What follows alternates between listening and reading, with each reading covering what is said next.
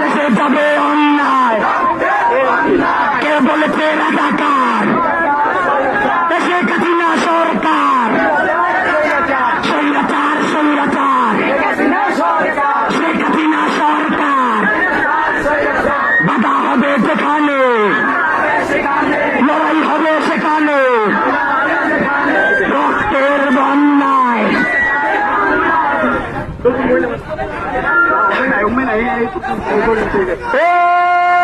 পেয়েছিলাম অধিকার, হয়ে গেলাম রাজাকার। আমার ভাইয়ের রক্ত দেব না, যেতে দেব না। পেয়েছিলাম অধিকার।